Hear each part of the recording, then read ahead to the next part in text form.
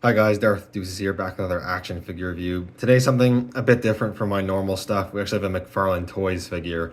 This is the McFarlane Toys Elite Series Doomslayer from the new Doom the Dark Ages game, which I have not played yet. I'm waiting for it to go on sale because I almost never buy new games full price anymore. I am looking forward to playing that though because I really love the Doom franchise, especially the newer games, and really love the Doomslayer character. So I was excited when McFarlane Toys announced they were doing a new figure for the new game, but with skepticism because the Doom Eternal Doomslayer figure they did, I think around 5 years ago now, is notoriously not a very good figure, mainly in the articulation department. I never despised it as much as a lot of people did. Maybe I should have, but I still kind of liked it because I liked at least having a Doomslayer figure. There's not a whole lot of options out there that aren't really expensive, anyways. So I was looking forward to this. I was a bit skeptical. Unfortunately, I have to say that McFarlane Toys didn't fix a lot of the stuff here. I could say a lot of the issues that the old figure have are still present here. Some spots are a little improved, or some spots are worse. It's very strange. I don't know how in 5 years of time they didn't come up with new engineering to be a better figure here, mainly in the articulation, especially when there's another Doom figure, the Doom Marauder from back then, that did fix a lot of those articulation issues. I don't know why they didn't translate them over to the Slayer himself. But it's not all bad. I don't want to be all doom and gloom because I don't think it's a terrible figure. So let's take a closer look. Like I said, part of the new Elite series from McFarlane Toys, which unfortunately means he's a lot more expensive than other figures. That also means he's supposed to have more premium features to him, and I think he does to a certain extent, although I still think these Elite series are way overpriced. In Canada, before tax, they're $70, so after tax, you're looking at almost $80. I got mine for a bit cheaper because I have Edge membership at EB Games, but even still, is too expensive. But I really like the sculpt and paint here on this figure. Definitely one of the strongest suits. I think it's relatively accurate to how he looks in the game. Like I said, I haven't played it yet, although I have seen images, of course. But I really do like the proportions. I like the sculpt and paint. The helmet looks really nice. I do wish the visor would have been painted to look more like an actual visor. It's just kind of this flat green. But he's got a lot of really nice silver paint, and pretty much all of the spots that are painted silver have a nice black wash over them. The figure in general has pretty much a black wash over it to bring out those details, which look really nice.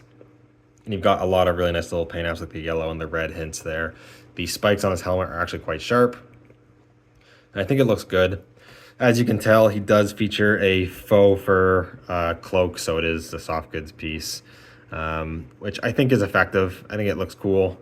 Soft goods, I think, are a little hit or miss with McFarlane.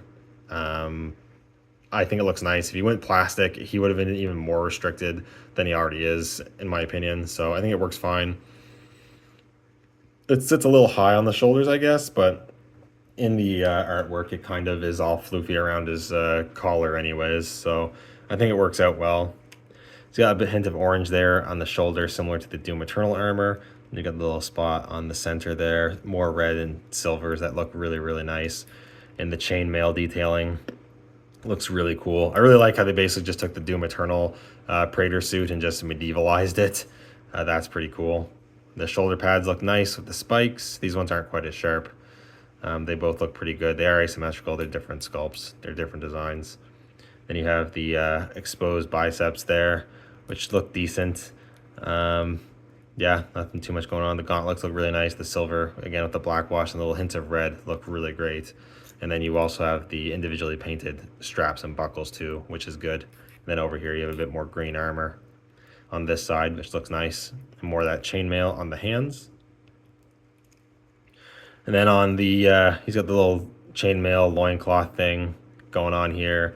You have some shotgun shells painted and sculpted, buckles and various things, as well as a bunch of pouches. And he also does feature a real metal chain over here that just attaches to one side to the other, which looks super cool. Always a nice, that is definitely a little premium feature you wouldn't have on a standard figure. And then the legs, again, more of that nice silver paint, more sculpted and painted buckles and straps, which look really good.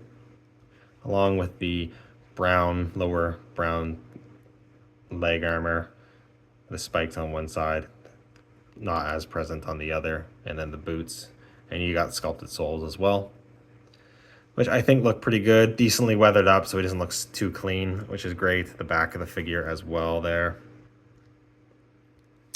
And then on the shoulder, he does have a shoulder mounted gun. I think it's just a gun in the game. In the Doom Eternal, it was a flamethrower and a grenade launcher. I think it's just a gun in this game, but I could be wrong. It does articulate in a few spots. You can rotate it as well as rotate it up here. I do kind of wish I had a little more points of articulation, like the hinge joints. I wish those swiveled and hinged. The Doom Eternal one did have a little more points of articulation, so I think that's a little unfortunate. You can straight up remove it if you want to as well, but I thought maybe it would pop off pretty easily, but I actually haven't had it pop off during posing, so that's nice. But yeah, I think the figure looks great. I don't have much issue with how the figure looks. He looks fantastic. Unfortunately, it comes to articulation where it's the worst offender out of anything to do with this figure. So he does have a dumbbell joint at the neck. He can actually look up an okay amount and look down quite a bit. A rotation and some decent tilt. So he actually has good head articulation. The old ones did too. The shoulders are not great. So on the old Eternal figure, the shoulder pads are actually attached via a dumbbell ball joint on the shoulder so they could articulate out of the way. These ones are just soft plastic glued to the shoulder. So one thing, I haven't done it yet because I'm pushing it in, but one thing that's pretty common is articulating the arm out and then it'll pop out of the socket pretty easily, which is kind of annoying. And then you can get it, yeah, see, just like that. You go too far and it pops right out. That is annoying.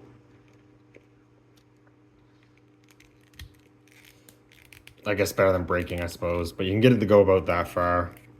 And it's about that on either side, although because these don't move out of the way too far, it will kind of move the head around a bit, but you can go about that far, which isn't the worst ever.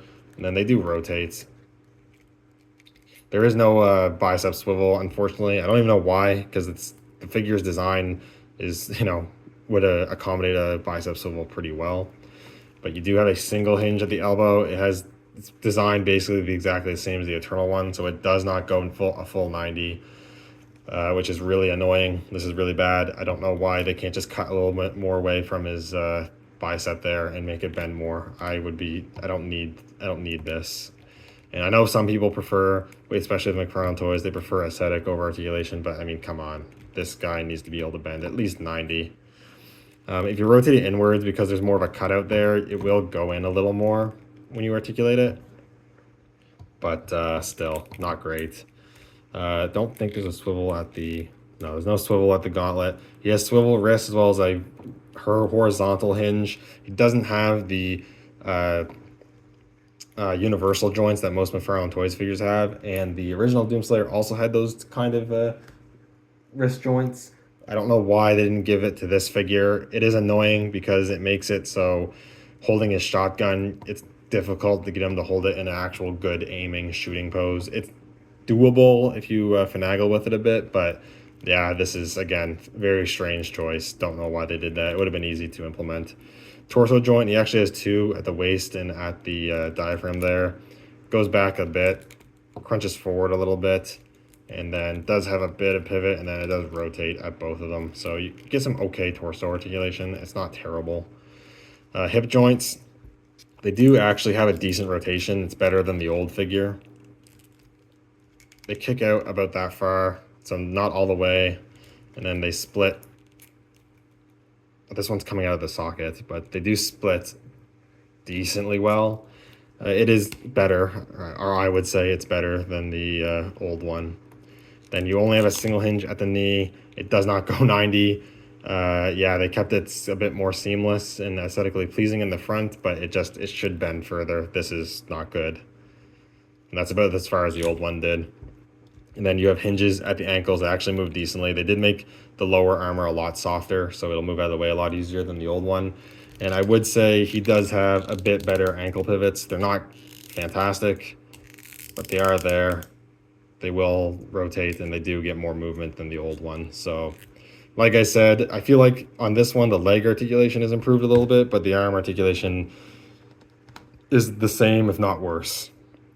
So, yeah, very baffling on the articulation. You can still get okay poses with it, but you gotta really work at it.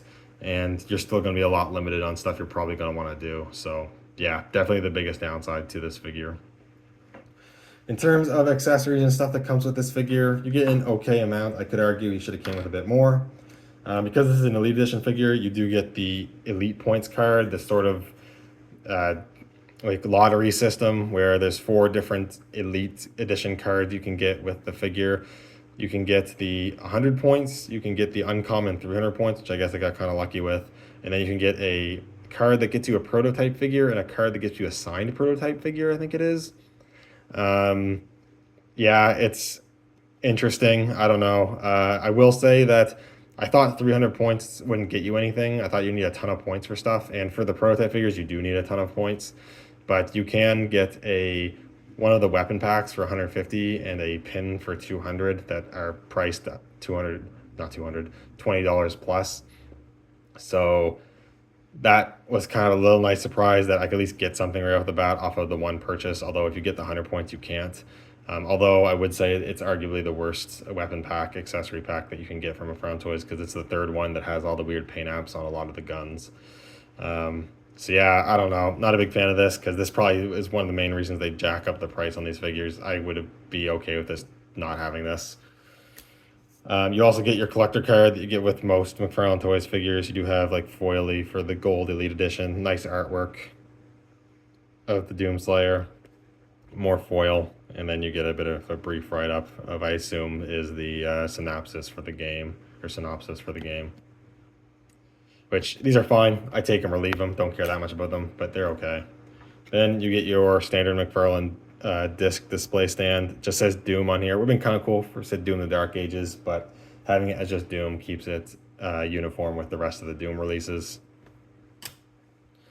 You get another set of hands, or 2 other hands. He has his gripping trigger hands on him. You get a right fist and a left open supporting action hand. So these are cool. I do wish he came with a pair of fists, another left fist, so you could have 2 fists. So it's kind of lame. He doesn't come with that. Otherwise, I think the hand options are decent. Then you get his weapons. So you do get the super shotgun. Gonna have to come with a super shotgun. Lever action this time. I don't really know how double barrel shotgun works lever action, but it's very cool design. It's kind of small, especially compared to the Doom Eternal super shotgun. That one's way larger, but compared to artwork and in-game footage and that sort of stuff, I think it is relatively accurate. It's a smaller gun. You can get him to hold it, and he holds it well, but like I said, because of the design of the gun, he doesn't hold it at a good angle. As you can see, to get him to hold it in like a shooting position, he's like holding it way down like this, which makes no sense. You can kind of, like I said, finagle a little bit if you kind of put his grip lower onto the and kind of don't put the trigger around where his finger would go. It's not great. You can get it angled a little more, look a little better. It's still not great though. So yeah, I wish the hinges were not this. Even if they didn't want to do the universal joint, it should have just, at least for this hand, been a vertical hinge, not a horizontal one. So that was a fumble. He also comes with this much larger gun. I think it's called the Bone Splitter. I could be, like I said, I haven't played it yet. Could be wrong. It's mostly cast in this gunmetal plastic. It does have paint apps for the skull ammunition in there, and there's multiple skulls actually, you know, in the chain, where it stores the ammunition, which is super cool. And how the gun works, it just crunches up the skulls and fires them as like flechette rounds, like a spread. So that's pretty cool. Again, he can hold it. I gotta swap the hand for this. You can take the other open hand. That's what it's mainly for. Put this in his hand, or try to put it in his hand.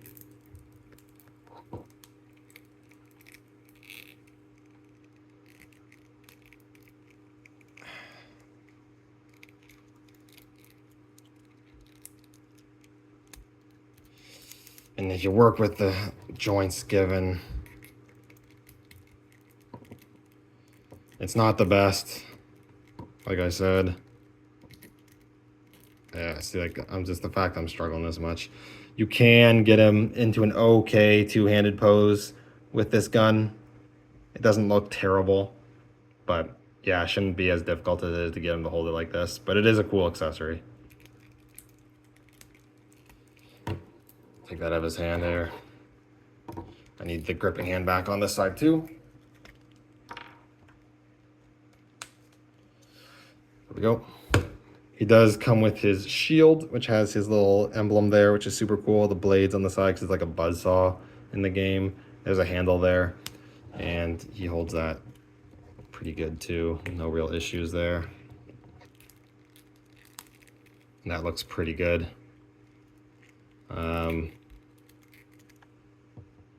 I like that. No real complaints there, aside from that it's kind of a heavy accessory, and there's no strap to keep it in place. His hand kind of wants to rotate and away, but you know, it is what it is. Not the worst thing ever. And then lastly, he does come with the flail as well. It does have a real metal chain, which is cool. Some decent sculpt and paint on the handle and the ball there. And you can just store that in his hand. Like so. And that's pretty cool. So yeah, accessories not bad. Like I said, would have liked to have seen another closed fist, maybe another gun or weapon that he uses in the game maybe. But aside from that, it's a decent spread of accessories, I won't lie. Try to get him standing kind of straight up here. So I guess lastly, just do some comparisons. Here he is with the Doom Eternal figure. And I think the new one has definitely much better paint apps. The old one's not terrible, but the new one I think just looks so much better. I like the tone of green used on the new one a lot more. The silver and everything just looks a lot nicer than what's on the old one. But you can see what I'm talking about with the wrist articulation. This one has the universal joint, so he can at least hold the gun out properly, although he can't do two-handed poses basically at all. So, and then here he is with the classic Doomslayer, which is very similar. This one actually does have the only horizontal wrist joints. I didn't realize they made that different on this figure. It's been a long time since I kind of messed with it. But you kind of see how they all look. And then for fun, and just to give some context, here he is with the Doom Marauder from Eternal, which is, I think, the best figure McFarlane's done for the Doom line, which is kind of crazy. But this one's articulation is so much better, and I just don't know how they didn't translate this back over to this one after 5 years, or 4 or 5 years, whatever it was. Very weird, but yeah, they're cool. So yeah, overall, I think the figure looks great. It has a decent array of accessories, but they fumbled so bad with the articulation, which I know, me included, we could already tell from the promo images when they announced this figure. It's a hard one to recommend. It's way too expensive for what it is, and for them not making enough enhancements to it. $70 Canadian before tax is pretty ridiculous. So the only problem is this is the only Doom the Dark Ages Sled Doomslayer figure currently out there, and so far anyways, no other company has announced any other figures outside of statues. So, and whether they will or not, I'm not sure. So if you really want this version of the Doomslayer, I would recommend it if you're willing to spend the money, but otherwise I would pass. I don't know how likely it is for the Elite Series figures to go on sale. Maybe wait for a sale. I just don't know if they will ever go on sale, I suppose. Yeah, otherwise it's a hard to recommend figure, even though I do like it. It's just a bit too many issues, especially for the price point. Anyways, thank you guys so much for watching. Let me know what you think down in the comments below, and I'll see you all in the next video.